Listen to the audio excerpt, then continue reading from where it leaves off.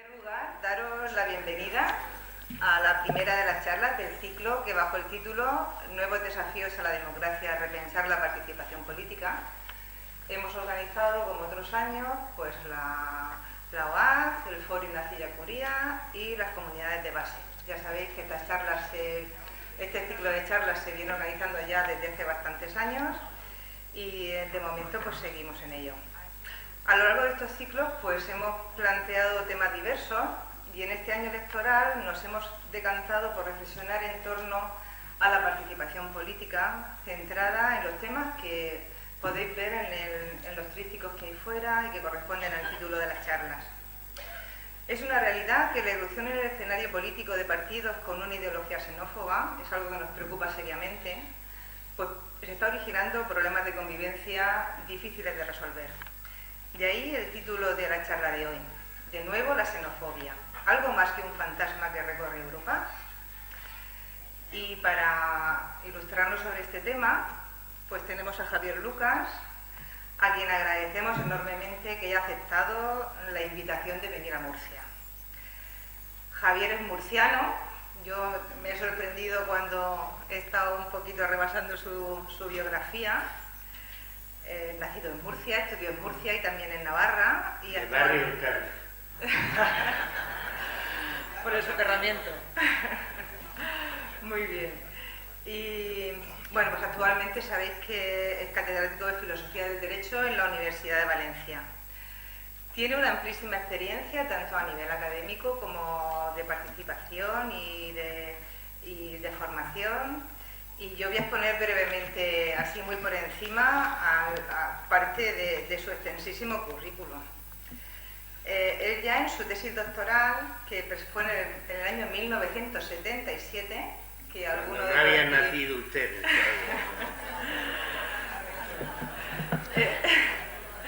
Bueno, pues ya siendo joven, pues le preocupó el tema del derecho y la solidaridad en un autor que no voy a decir porque seguro que lo pronuncio mal.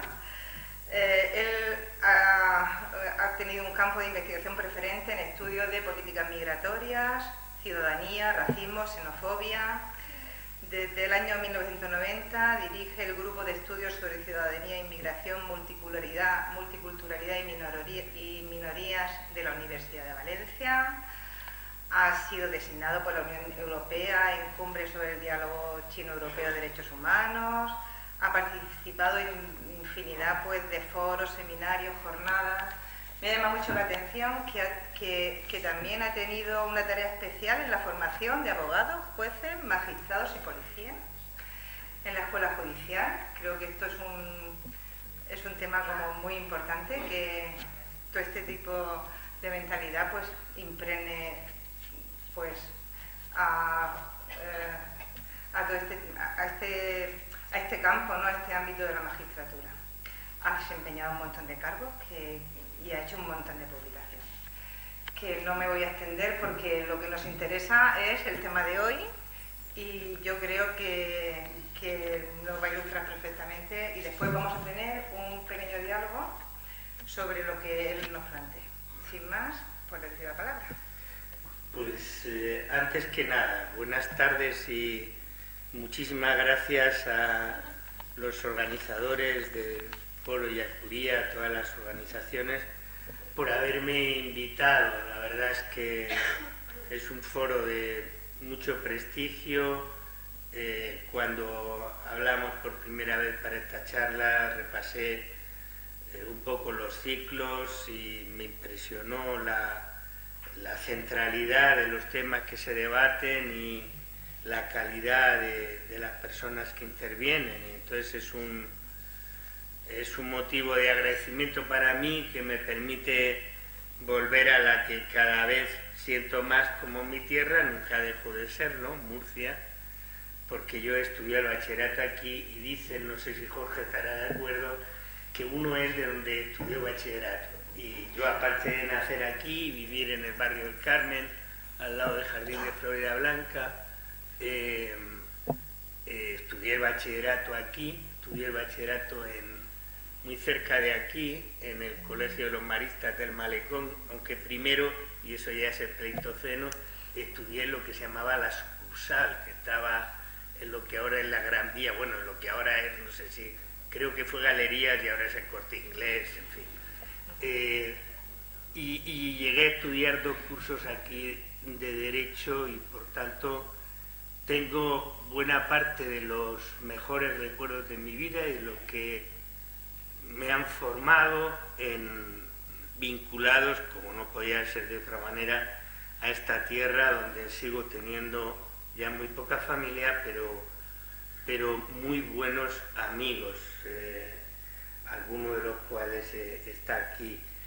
El otro día, no sé si lo vieron, si no lo vieron seguro que lo saben, porque ha sido uno de los acontecimientos mediáticos que todo el mundo ha compartido, uno de los premiados en los premios Goya, en la categoría de actor revelación, me parece, el señor Vidal, hizo un discurso que ha tenido mucho impacto, ¿no? Porque era un discurso en el que reclamaba una gestión de la diversidad cultural que diera visibilidad e inclusión. Él decía 3 palabras, ¿no? Diversidad, visibilidad e inclusión, ¿no? El argumento es una gestión de todas las formas de diversidad cultural que van mucho más allá de lo que a veces nos planteamos solo en términos de inmigrantes, ¿o no? En términos de visibilidad e inclusión, y eso me parece que es el mensaje que hay de fondo detrás de lo que creo que la mayoría de los que estamos aquí, si no todos, estamos convencidos que hay que hacer para que no vuelva a hacerse fuerte en nuestras sociedades que son sin duda plurales, pero que no siempre están gestionando la pluralidad en esos términos de la inclusión, la igualdad, el reconocimiento a quienes son diferentes, teniendo en cuenta que, como decía ya San Agustín, antes que lo cantara Mustaquí, que es una referencia para Jorge y para mí, porque seguramente la mayoría de ustedes no son demasiado jóvenes para saber quién era George Mustaquí, que cantaba un par de canciones preciosas, una se llamaba Le Metec, sobre el extranjero, y otra se llamaba Je suis un autre, yo soy otro, que es un lema que no se inventó Julia Kristeva, como creen los pedantes, ¿no? Una filósofa, ¿no? Eso, para empezar, ya lo escribió San Agustín, que lo escribió mejor que nadie en las Confesiones, cuando escribió aquello de que yo soy 2 y estoy en cada uno de los 2. La pluralidad, en realidad, la diferencia del otro, no hace falta ir a buscarlo, está dentro de nosotros. Y por eso es verdad que cada uno de nosotros es otro, y pensar siempre que el otro es alguien que llega de fuera y que es al mismo tiempo esa distinción que los ingleses tienen cierta dificultad en manejar bien, o lo que aprenden el inglés, entre foreigner y stranger, ¿no? Entre el extranjero y el desconocido, ¿no?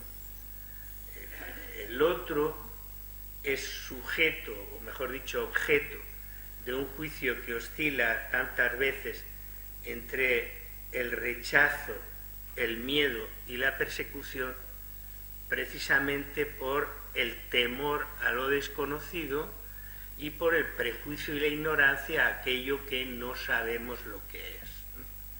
Y en el fondo esa es la raíz de la xenofobia, y es de lo que les quiero recordar algunas nociones aquí, aunque estoy seguro de que lo más que puedo hacer es recordar cosas que ustedes saben, ¿no? Sí quisiera dejar claro que cuando hablamos del título de la intervención, yo quería evitar que esta fuera una charla y una conversación luego con aquellos de ustedes que quieran seguirla, si yo consigo parar en algún momento, porque a pesar de haber tenido la suerte de haber nacido en Murcia, pues he tenido otros defectos de nacimiento y uno de esos defectos es que no sé medir el tiempo y me tendrán que cortar el tiempo con un buen capón para allá y vamos a hablar, ¿no? Bien. No quiero hablar solo de migraciones. No quiero hablar de xenofobia como reacción contra las migraciones, porque aunque es verdad que ese es el objeto político en el que se fija el discurso xenófobo que está avanzando en Europa y que si no conseguimos contrarrestarlo puede producir lo que algunos de nosotros consideramos una hecatombe política en el plano europeo en el mes de mayo y quién sabe si también un desastre en el panorama político español, ¿no? Es verdad que se utiliza las migraciones como mascarón de proa, como un argumento que sirve para que envidia me da que haya gente más joven que yo, pero ya de una cierta edad capaz de sentarse en el suelo, la verdad. Le admiro muchísimo y le pido disculpas. Decía que utilizan las migraciones, pero no tenemos que confundirnos como si esto de la xenofobia fuera un asunto solo de migraciones, ¿no? Porque la xenofobia en el fondo va directo al núcleo, es un mensaje que va directo al núcleo, va en contra del mínimo común denominador sin el cual no podemos convivir, sin el cual no podemos tener no ya sociedades democráticas de calidad, sino sociedades decentes. Un filósofo que a profesor Zamora, a Jorge y a mí, a algunos otros seguramente de aquí también les sonará y les gustará, Charles Péguy, decía que una sociedad decente es aquella que evita el exilio. Una sociedad decente es aquella en la que nadie tiene que sentirse excluido ni marcharse. Marcharse al exilio interior o marcharse físicamente fuera, ¿no? Una sociedad decente es aquella en la que cada uno de nosotros, que somos un otro, es reconocido desde esa condición diferente como igual. Entonces la xenofobia va justo, es el mensaje contrario a ese mensaje de la igual libertad de todos nosotros, que es el mensaje de la universalidad de los derechos humanos. Porque si postulamos la tesis de la universalidad de los derechos humanos es porque respondemos al test de los derechos de los otros. Uno no se toma en serio los derechos humanos si no se toma en serio los derechos de los otros, de cualquier tipo de otros, comenzando por quienes son la mayor parte de los otros, que son las otras. Es decir, comenzando por las mujeres, las personas a las que no hemos reconocido su igual identidad durante siglos, encerradas en una división social basada aparentemente en el género y categorizada por uno de los padres de nuestra tradición cultural, por Aristóteles, ¿no? Pero junto y al lado de esas otras que son la mayoría y que no son reconocidas, cuyos derechos no son reconocidos como iguales a los nuestros, hay muchos otros. Hay, por supuesto, todos los otros que son los extranjeros y en particular los inmigrantes, hay los otros por la diversidad lingüística, religiosa, nacional, funcional, hay los otros que son los niños y los otros que son los ancianos. Y mientras no nos tomemos en serio esa igual condición de todos los otros, no podemos construir una sociedad decente. Y eso es la razón por la que la xenofobia es tan grave. y por la que yo quisiera compartir con ustedes el argumento de que no es un problema solo de cómo tratamos a los inmigrantes como arquetipo del extranjero, como lo que queda de la vieja noción del extranjero. El fenómeno va mucho más allá, mucho más al fondo de la raíz, decía, de los principios de construcción de una sociedad decente, y por eso no se puede banalizar. Déjenme que les cuente 3 anécdotas, bueno, una anécdota, no voy a ser modesto, una anécdota y 3 historias sobre xenofobia y lo contrario de la xenofobia. La anécdota es, me perdonan la exhibición personal, pero la realidad es un poco la razón por la que decidí dedicarme a problemas relacionados con el tratamiento jurídico de la alteridad del otro y por tanto a problemas relacionados con el tratamiento negativo que es la discriminación o la subordiscriminación. Y todo empezó porque yo vivía en Murcia, bueno, no vivía en Murcia, miento, vivía allá en Valencia, pero mi padre vivía en Murcia y era comisario de policía aquí en Murcia. Y entonces yo tenía que irme a Alemania con una beca del Goethe Institut y no tenía el pasaporte hecho, Jorge sabe la anécdota, no tenía el pasaporte hecho y entonces dije, bueno, pues voy a pedirle un favor a mi padre que me hagan el pasaporte y así puedo irme y llegar a tiempo a Alemania. Tal. Entonces mi padre, orgulloso de ver que yo era un incapaz, me dijo, vale, bien, has tenido que acudir, venga, te van a hacer el pasaporte y tal, me lo hicieron. Me fui para Alemania y cuando llegué a Alemania yo tenía un aspecto bastante distinto del de ahora, pues aparte que tenía muy pocos años, llevaba unos pelos y una barba que parecía un palestino a punto de colocar alguna bomba en algún sitio, ¿no? Y cuando llegué y puse el pasaporte, el funcionario alemán me dijo muy serio en alemán, este pasaporte es falso. Imagínense ustedes, ¿no? No les digo el año que era porque si les digo el año me hacen más viejo de lo que soy, pero total, que yo en ese momento empecé a perder la capacidad de seguir hablando en el alemán que tenía y intenté explicarme en alemán que no, cómo iba a ser falso el pasaporte. Yo tenía la conciencia de que me lo habían hecho bien y el hombre insistió en que era falso y me señaló la fecha de nacimiento que ponía en el pasaporte. Y la fecha de nacimiento que ponía en el pasaporte era la fecha de expedición del pasaporte, en real. O sea que yo tenía escasamente 1 mes y 10 días o así, ¿no?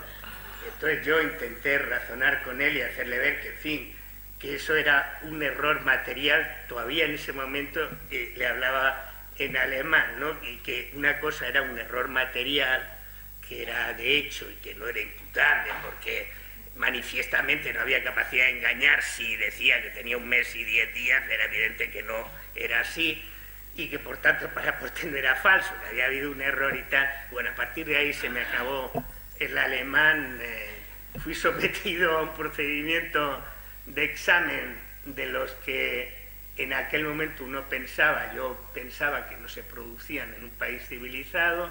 Me quitaron todo lo que llevaba encima y mientras estaba prácticamente en cueros, uno de los policías, en un reservado, no exhibido ante el público, uno de los policías encontró en mi maleta el documento del ministerio, del DAAD, en el que certificaba que yo era becario del ministerio alemán. Y entonces en ese momento cambió todo, claro, yo tenía un certificado del ministerio con sello y con firma de una autoridad alemana y ya quedó claro que yo no era un peligroso falsificador de pasaportes, ¿no?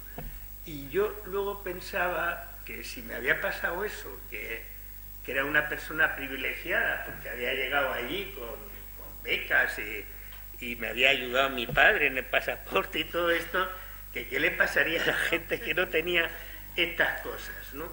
Y fue por eso por lo que empecé a dedicarme a estos temas. En realidad me podía haber dedicado a estos temas por razones mucho más serias. Por ejemplo, por una razón que Cassirer, un filósofo alemán que ya está absolutamente olvidado, pero que seguramente todavía nos acordamos 2 o 3 de él, explicando el mito de Babel que está en la Biblia y del que algunos de ustedes, espero, pues se acuerdan, ¿no? La historia del rey Nimrod, ¿no? Ese rey que, resumiendo, a mí me gusta sobre todo el cine y la literatura, lo demás me interesa menos, ¿no? Entonces seguro que de aquí de mi intervención no van a sacar ustedes nada de ideas así importantes, pero alguna sugerencia de lectura sí, o de ir al cine, ¿no? Entonces, la historia de Nimrod se la resumo brevísimamente. Nimrod decide que, como muestra de su poder, va a construir una torre que llegue hasta el cielo, ¿no? Nimrod era un poco como Anguita, pero unos siglos antes. No sé si se acuerdan ustedes aquella frase pedante y un poco estúpida de Anguita, pero bonita: de la izquierda le disputa a Dios el poder de crear y arreglar el mundo, que era mucho antes. Bueno, él decide que hay que construir una torre, lo que tiene que ver naturalmente con el contexto de esos zigurats, de esa zona entre los ríos Tigris y Éufrates, donde supone que está la historia, ocurriendo la historia, y a ver, mientras tanto, pues le mira un poco como cuando también San Agustín cuenta aquello del niño que quiere vaciar el mar con un pozar, ¿no? Y pues le mira con un poco de ternura, diciendo: pero hombre, este hombre que cree que va a llegar al cielo construyendo una torre y tal, ¿no? Pero el otro sigue para arriba, y además cada vez más orgulloso. Y entonces ya ven que estoy haciendo una versión un poco de cómic de la historia del Antiguo Testamento. Decide castigarle. ¿Y cómo le castiga? Pues seguramente todos ustedes se acuerdan. Le castiga con que de la noche a la mañana en la gente que estaba construyendo esa torre, la torre de Babel, se encuentra hablando cada uno en una lengua incomprensible para el otro. Y entonces el argumento es, yo no tengo la cultura para explicar esto desde el punto de vista filológico, pero el argumento es que la diversidad de lenguas es un castigo. La diversidad de lenguas es una patología. Y la interpretación no teológica de la historia, la interpretación teológica es muy clara, ¿no? La soberbia del hombre que se cree que es como Dios, ¿no? Pero la interpretación social es que ninguna sociedad puede pervivir y progresar, la idea de subir la torre hasta arriba, si no tiene homogeneidad. Y entonces aquí hay una elección, ¿no? O elegimos la homogeneidad, y la homogeneidad tiene que ser impuesta, porque la realidad no es homogeneidad, sino que la realidad es diversidad. Entonces, o elegimos la homogeneidad para subsistir y progresar, o si admitimos la pluralidad, pues nos quedaremos atomizados, ¿no?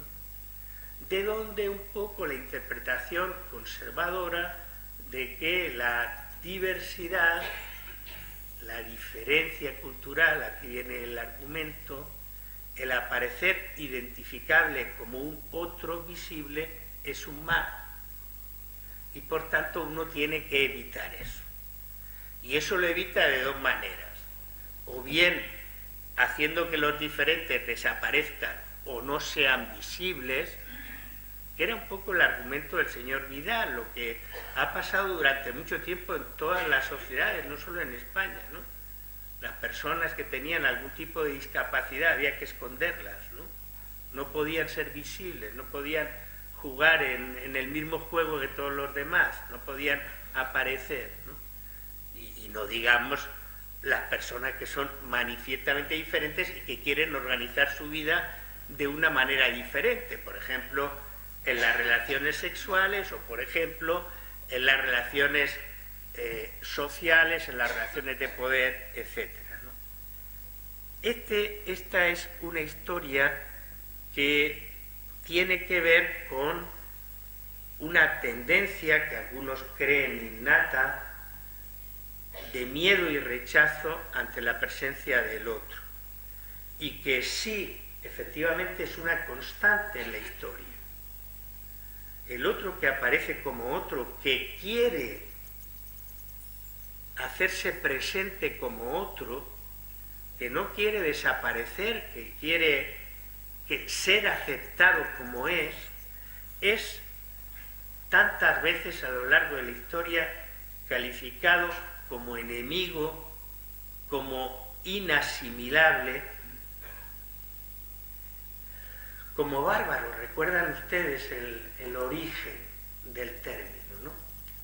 Bárbaro es aquel que balbucea, por eso la onomatopeya bárbaro es el que no sabe hablar en griego, el que no sabe hablar como nosotros.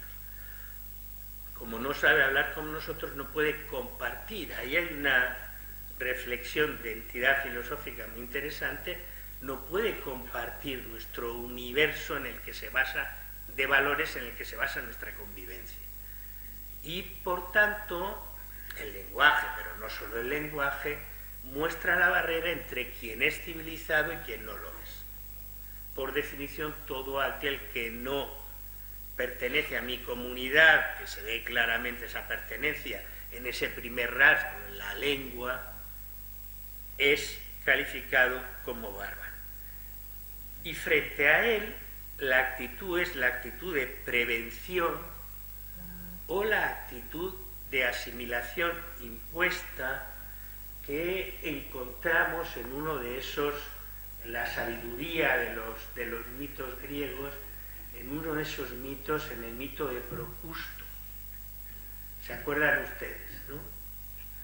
Procusto representa el mito del que acoge a otros, es una mezcla de bandolero y tabernero que acoge a otros que se van a alojar a él, a su casa, y que los somete a lo que nosotros llamamos, más o menos vulgarizado, el lecho de Procusto. Si son más pequeños que el lecho, los descoyunta hasta que alcanzan el tamaño. Si superan el lecho, los mutila, porque se trata de que tengan la imagen que es la imagen normal. Se trata de que sean homogéneos como él. Y esa es una de las ideas que recorre la relación con el otro a lo largo de la historia en nuestra tradición. Es decir, el otro tiene solo uno de estos dos destinos, tiene solo esta alternativa. O es un enemigo y por tanto hay que acabar con él, o se somete a nosotros, asimilándose a nosotros forzadamente, es decir, en el fondo, un esclavo. El paradigma de eso lo ofrece un poco la literatura clásica y les sugiero solo releer 3 textos entre los muchos que podríamos tomar. 2 de ellos son de Shakespeare, es la figura de Otelo y la figura de Shylock. Acuérdense de Otelo, el general de Venecia, el moro de Venecia.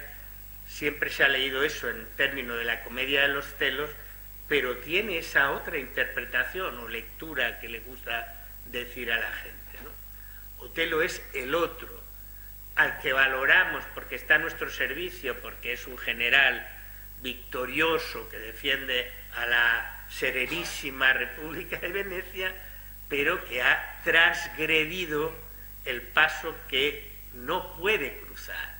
Se ha creído que es como nosotros y se ha casado con una veneciana, con Desdémona. Y no ha entendido que él siempre será un otro. Lo hemos aceptado porque se ha sometido a nuestro servicio, pero si él quiere ser realmente, no lo aceptaremos. Por eso también el plaidoyer desesperado de Shylock, cuando quiere cobrarse la trampa de la deuda, y reclama que él es igual que los venecianos.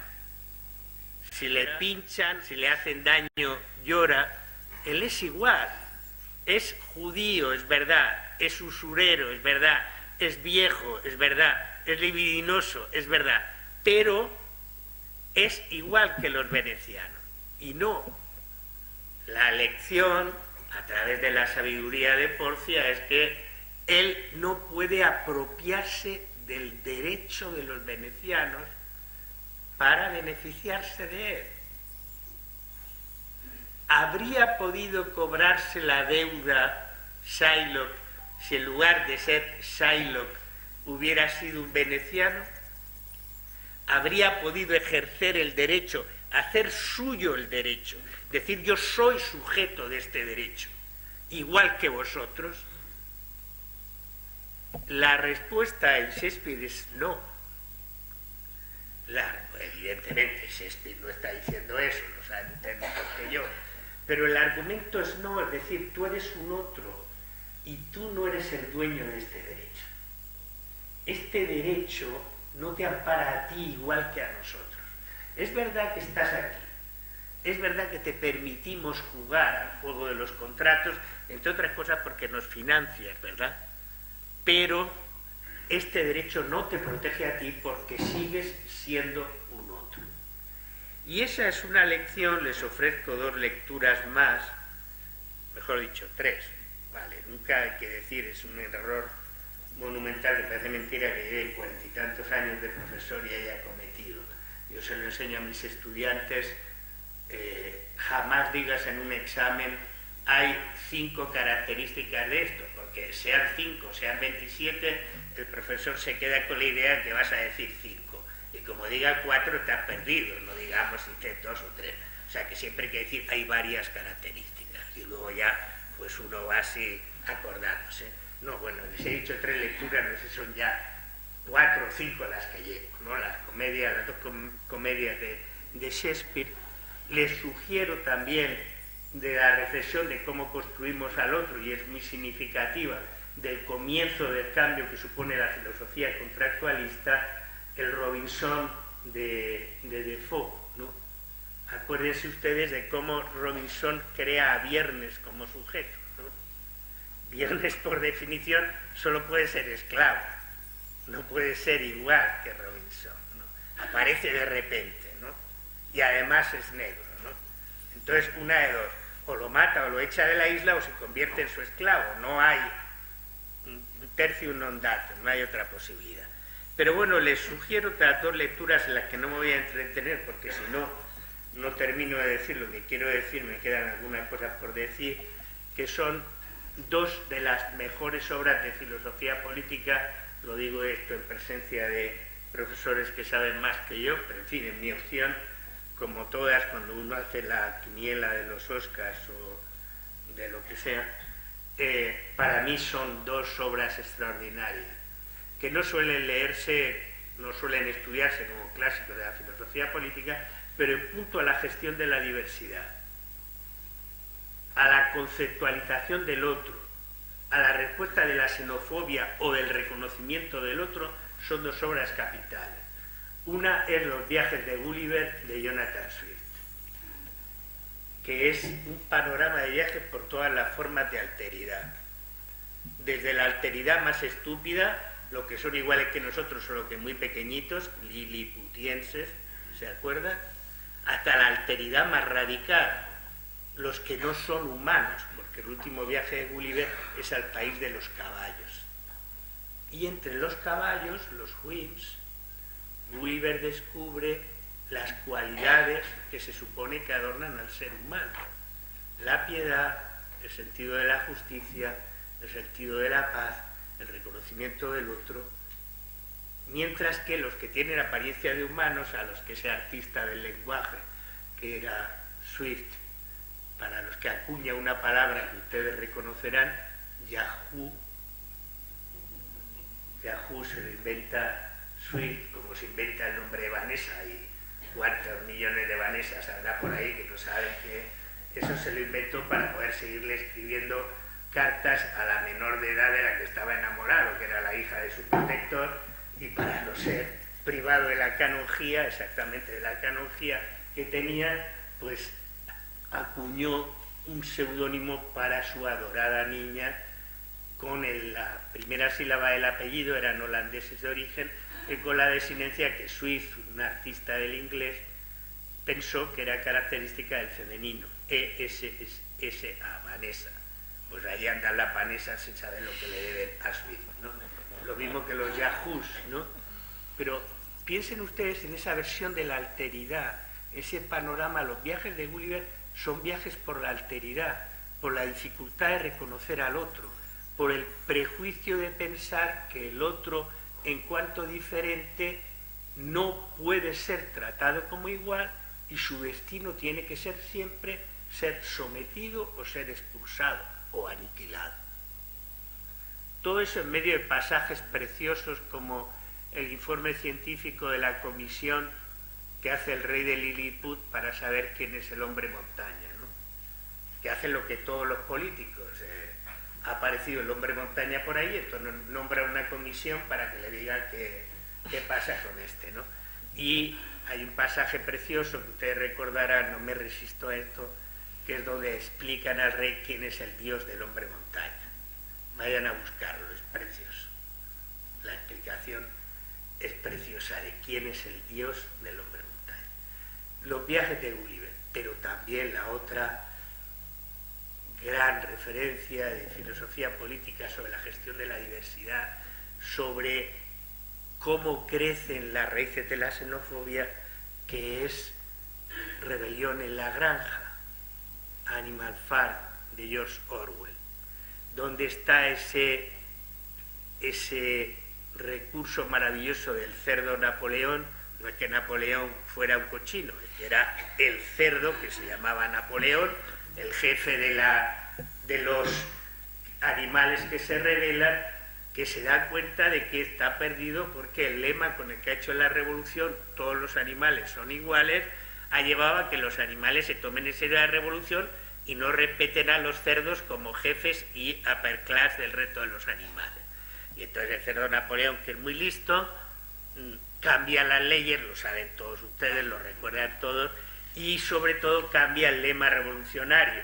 Todos los animales son iguales, pero algunos son más iguales que otros. Pues ya está, este es el asunto. Algunos son más iguales que otros. Es decir, que los que son otros no son igualmente iguales, ¿no? Pero ha sido ese siempre el recorrido de la noción de extranjero, de la noción del otro. Déjenme que les ponga dos ejemplos que les recordarán a ustedes que no es así. Uno es del mundo griego clásico, lo recordarán todos ustedes, y el otro está en el Viejo Testamento, en uno de los libros más bonitos del Viejo Testamento, que es la historia de Ruth. Bueno, la historia de Ruth y Booz, claro, pero la protagonista es Ruth, y es muy bonito que la protagonista sea Ruth, la mujer que lleva en compañía a esa madre política que no quiere abandonar, a su suegra, y que busca comida en los campos que son propiedad de Booz, y donde Booz, enternecido ante el gesto de devoción filial de Ruth por esa madre política, les deja coger las gavillas que dejan en el suelo sus trabajadores, y finalmente acaba casándose con Ruth y engendrando al bisabuelo de David, de quien desciende Jesús, ¿no? La historia de la hospitalidad ante la extranjera, la historia del reconocimiento del otro, que sí es distinto, que sí es desconocido, que sí por ello siembra en mí un cierto temor y desconcierto que puede llegar al miedo y a la agresividad, pero que es combatida precisamente por ese sentido de la hospitalidad.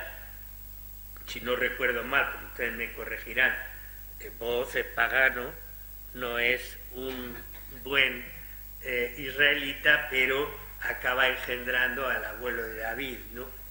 La otra idea, para ir acabando, la otra cita que ustedes recordarán, responde, esto lo había pensado para decirlo delante de mi admirado otro amigo, otro de mis admirados amigos, amigo común de algunos de ustedes también, Paco Jarauta, que está, sin embargo, en cama o en casa por un accidente, ¿no? Y había tomado el Paco Jarauta una disquisición preciosa que tiene escrita, que responde a una discusión de Adorno y Horkheimer que pasó con Ulises, y él profundiza en esa historia de la diferencia entre el Ulises de la Odisea y el Ulises de Joyce, ¿no? El Ulises de la Odisea está perdido, pero no está perdido. El Ulises de la Odisea es viajero. Viaja por el Mediterráneo, es verdad que viaja sujeto a una maldición que tiene que ver con el ejercicio de su astucia para apoderarse de Troya. Eso se acordarán por el horror de película esa de Troya, con estos yanquis haciendo barbaridades con la literatura, pero bueno, lo mismo se acuerdan porque han leído algo de la Odisea, que es mucho mejor, ¿no? Ulises, en este Mediterráneo nuestro, que es el caldo amniótico de la idea de viaje y de hospitalidad, es uno de esos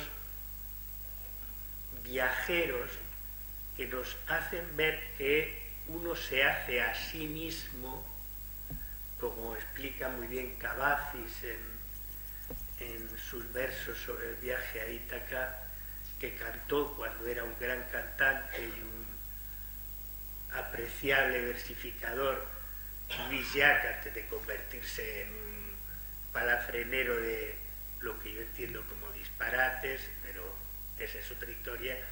El viaje a Ítaca, ¿no? Lo importante es el viaje y la idea del nostos, del retorno a tu hogar, más que a la patria, a tu hogar. Eso en alemán es bonito, ¿verdad? Lo de Heimat, ¿no? No es la patria en el sentido épico, sino, o por lo menos se puede discutir de eso, ¿no? Es la patria como tu tierra. Algunos acuñaron esa expresión patria chica, que a mí me parece bastante estúpida, ¿no? Porque si hay una patria es la infancia, lo más parecido a eso es la tierra donde uno ha nacido y ha hecho bachillerato, ¿no? Bueno, o lo que corresponda, ¿no? Entonces, la idea de Ulises, por la maldición que le han echado, pues que no va a poder volver, que va a tardar en volver, porque va a viajar errante y va a pasar de todo, pero en ese viaje incluso alguien tan sabio como Ulises crece, ¿no? Crece y conoce sobre todo porque entra en contacto con otros, y no en el modo de contacto que es la guerra, que es la Ilíada, sino en el modo de contacto del conocimiento de otros, donde le pasa de todo, porque la Odisea en eso es, perdónenme la expresión, bastante realista. Se encuentra con otros buenos y con otros menos buenos. Se encuentra con hechiceras que quieren seducirle y que quieren quedarse con él, y se encuentra incluso con bárbaros. ¿Quiénes? Hay varios sinvergüenzas o gente terrible en los viajes de Ulises, ¿no? Uno de los más terribles es Polifemo, ¿se acuerdan ustedes, ¿no? Y es terrible porque no practica ninguno de los principios básicos que hacen posible el viaje entre civilizados, que es la hospitalidad. Y eso está explicado por el propio Ulises cuando dice, me parece en el canto 11, al principio, en el canto primero, la Odisea define a Ulises, fíjense, como un hombre muy artero que anduvo errante mucho tiempo y vio las ciudades de los hombres y conoció su forma de pensar. Es decir, encuentros, viajes que le hacen crecer en el conocimiento, pero también en el conocimiento en la inteligencia emocional. Recibe la mayor parte de esos viajes, como ha escrito uno de los grandes de la filosofía de la diversidad del otro, de los encuentros, Edward Said, recibe la hospitalidad que sigue unas reglas muy precisas. Se debe ofrecer al extranjero un baño y vestido limpios. Se debe sentar a la mesa, que es el mejor medio de indicar su integración provisional en la comunidad, y hacerlo partícipe del banquete honrándole con una porción selecta. Se le debe, en fin, ofrecer un regalo de hospitalidad, seinion, que a veces se confunde con la comida, y darle luego los medios para regresar a su casa. Sí, el xenon, xenofobia, ¿verdad?, el temor al extranjero, el xenon en esa tradición griega no es solo el extranjero, es el huésped. Y ese doble sentido es el que hace que Ulises, en el canto 11, después de pasar la aventura de Polifemo engañándole, diciéndole que su nombre es nadie, ¿no? Qué listo, ¿no? Nadie. Entonces cuando lo ciega y Polifemo sale, los demás cíclopes le preguntan ¿quién te ha herido? Él dice nadie. Entonces los cíclopes, si no te ha herido nadie, pues no, ¿cómo es esto, no? Ulises dice, ay de mí, ¿será esta una tierra de gentes hospitalarias y temerosas de los dioses o un país de salvajes y violentos? Esa es la disyuntiva del viajero, que es el náufrago, que es el otro, en ese Mediterráneo de contacto y conflicto de culturas que nos describen los clásicos. Ese Mediterráneo en el cual hoy esos otros, los náufragos, experimentan reacciones de barbarie.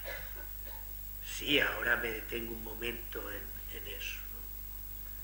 Porque es verdad que si hay un mascarón de proa de la xenofobia hoy, es nuestra incapacidad para ver el valor de la vida del otro, para tomarnos en serio que ese es el primer deber jurídico, aparte que es un deber específico del sistema de derecho internacional marítimo, no un mandato moral. Sed buenos, como la gente del Open Arms, del Sea Watch, del Aitamar y tal. No es un problema de mandato moral, es un deber jurídico, porque no puede haber derecho, no hay derecho posible sin el respeto a esa promesa básica que es respetaré tu vida y si está en peligro te acogeré, te salvaré. Hemos pasado en el Mediterráneo a convertir ese espacio en un espacio de barbarie que porque son otros mira con indiferencia la muerte cotidiana. Y ese es el primer síntoma, y grave, ya he dicho que no quería centrarme solo en las políticas de inmigración, pero no puedo dejar de hablar de ellas en los 3 minutos que me quedan. Es el primer síntoma de que el cáncer de la xenofobia tiene patente de corso entre nosotros. Desobedeciendo el mandato divino para quienes tienen la suerte del tesoro de la fe, la que sea, desobedeciendo el mandato divino de ver en el otro a uno mismo, el mandato maravilloso que es el mandato del Evangelio, el mandato de pasar del amor a uno mismo al amor a los otros, precisamente en la medida en que son otros y no uno mismo. En el caso del cristianismo, porque son hijos del mismo Padre. En el caso de la tradición cultural, no necesariamente cristiana, porque no puede haber convivencia decente, no puede haber derecho, no hay derecho posible sin el respeto básico al bien jurídico, básico que es la vida de los otros, que vale tanto como la mía y que es la prueba de que yo me tomo en serio ese mandato básico de respeto a la vida. Por eso la xenofobia es tan peligrosa, y por eso es más peligroso aún, como nos advirtiera el clásico, no la posición de quienes hacen de la xenofobia bandera, con el argumento egoísta hay que salvarse a uno mismo, ¿no? Nos metemos con el mensaje de Trump, que dice este hombre de Venezuela, Maduro, Trump. Nos metemos con el mensaje de Trump y nosotros estamos haciendo lo mismo. El mensaje de Trump es yo primero. Y es un mensaje, en el fondo, no digo porque es un error pensar que Trump es tonto, no lo es, en muchas cosas, pero tonto no es, ¿no? Trump se comporta con ese egoísmo del niño que cree que el mundo es él. Y que si no madura, no acepta nada que no sea su propio placer o su propia necesidad. Y nosotros hacemos lo mismo que Trump cuando dice America First, nosotros primero.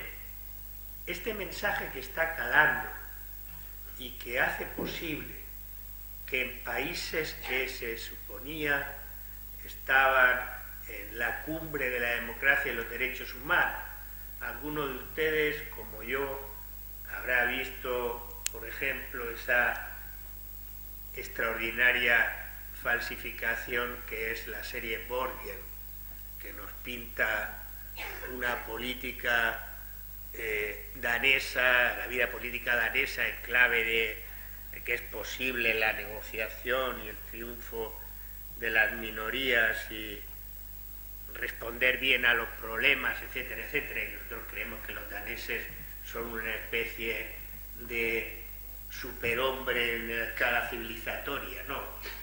Dinamarca, por mayoría absoluta de su parlamento y con el apoyo que recibe su gobierno, que es un gobierno liberal de derecha, apoyado por un partido de extrema derecha, que es lo mismo que pasa en Austria, lo mismo que pasaba hasta hace unas semanas en Bélgica, lo mismo que pasa en Finlandia, en Suecia se han librado de eso hace unos días. En Dinamarca han vaciado de contenido el derecho de asilo por una ley aprobada en su parlamento por mayoría absoluta, según la cual quien sea reconocido como refugiado y quiera quedarse en Dinamarca con el estatuto de refugiado tiene que pagarse las prestaciones mediante un copago para el cual, como los daneses son gente muy evolucionada y civilizada, se admiten no solo cash y tarjetas de crédito, sino también joyas. O sea que si uno tiene joyas, pues las entrega, salvo que pueda alegar que son joyas de extraordinario valor familiar.